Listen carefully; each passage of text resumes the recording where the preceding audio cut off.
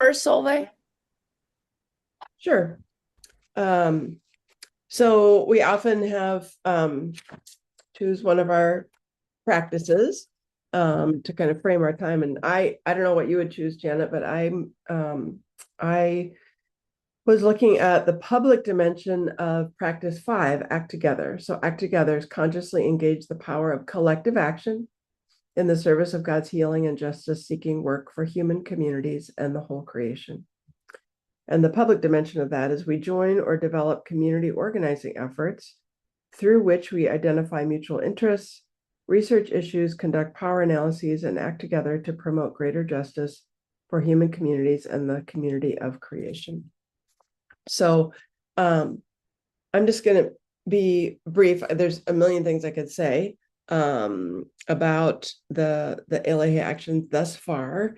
But what I just really what I wanted to say is how like eco faith leaders, like we organized this, we made this happen, and I do say we.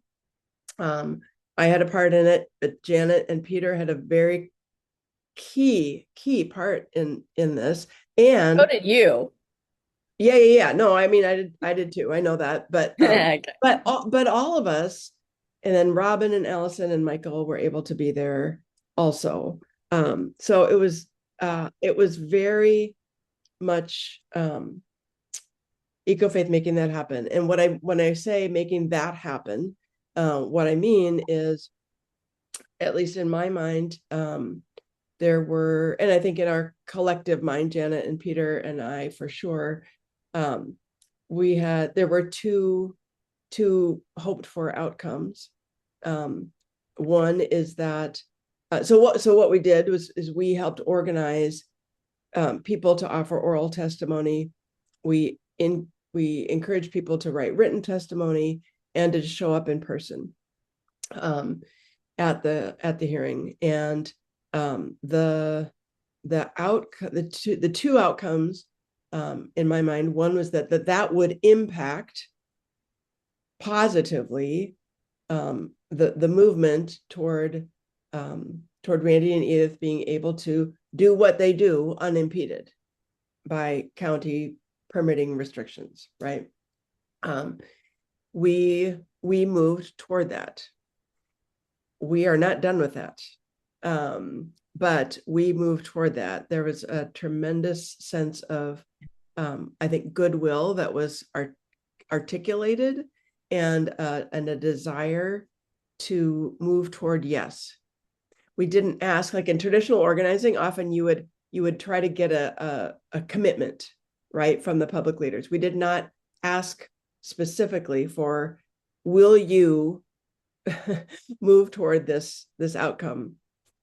But each of the commissioners stated that they wanted to move toward that outcome. So I felt very positive about that. The other very equally important outcome was that Randy and Edith did not experience this alone, that it was Yes. not a repeat of Kentucky 20 years ago, and that perhaps there could be some healing of that trauma. Now, that's a big ask, right? You can't, that's totally out of our control. However, just knowing the isolation that they experience that process in, um, and trusting the healing power of acting together and being in a relationship, like just that trust alone, gave me some hope that there could be some healing that happened on that level. And I do believe that we witnessed that. And that there is some, again, same thing, not over, right? It's part of the story, ongoing story. But it was significant. It was significant to have 200 letters of testimony plus submitted, to have 40 people show up in person, in body, and 17 offering oral testimony. We didn't organize all those 17, but we organized most of them. So I just want to say, like, eco faith did this. And it was our years of being together, our years of immersing in the practices, to have a shared language, to have shared practices, and trust. So all that got built with trust has gotten built over these years. So that, and this is the last thing I'll say, and then let Janet jump in, is that several of us were talking afterwards, and this was one of those experiences where it's like, okay, Peter and Janet and I felt a calling and capacity to do this. We all didn't have the same level of calling and capacity to do this, but Robin and Allison and Michael were able to show up in person. That was their capacity, and write letters, and some of you were able to write letters, whatever. But like, that's awesome. I haven't done a damn thing for be 2 weeks ready. I'm happy about that because I don't have capacity. Right? You know what I mean? But that's the beauty, I think, of eco. One of the many beauties of eco faith, is that we were able to just like jump in, be there, for the moment, and now ongoing as well. All right, I'll stop. Janet. Thank you. Am I muted? I mean, am I unmuted? Yes, I'm unmuted. Okay, great. Just checking. All right. Thank you, Solveig. You were the right person to speak first because you really explained what happened and how we got there. And I'm gonna have a little more personal take on the story. And so many years ago, I saw a film that impacted me greatly, called In the Light of Reverence. I don't know if anybody else ever saw that film. It was a documentary that featured three tribes and their fight to protect their sacred lands from misuse and development. I highly recommend it. The Hopi in Arizona, the Lakota Sioux in the Black Hills, and the Winnemem Wintu around Mount Shasta were trying to protect their sacred sites from mining companies, rock climbers, and New Age practitioners in making incursions into their land.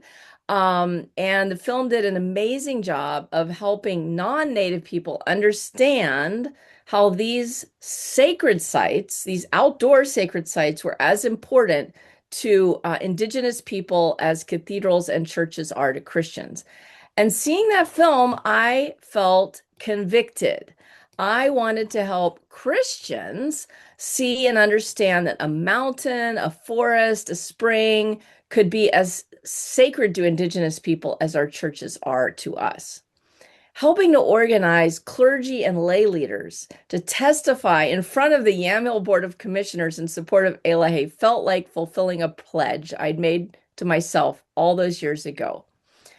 I felt emotional hearing the testimonies of so many clergy, including one rabbi, who spoke so eloquently about why the Woodleys should be able to practice their religion on their land. And that means out on their land at all different times, not just in a building on Saturday or Sunday.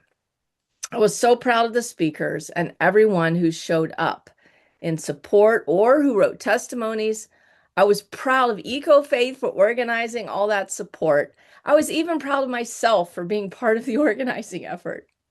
Then later that day, when I had a chance to debrief the hearing with Robin, I realized that I myself still have a little ways to go in decolonizing my own mind. So this is the confessional part of the story.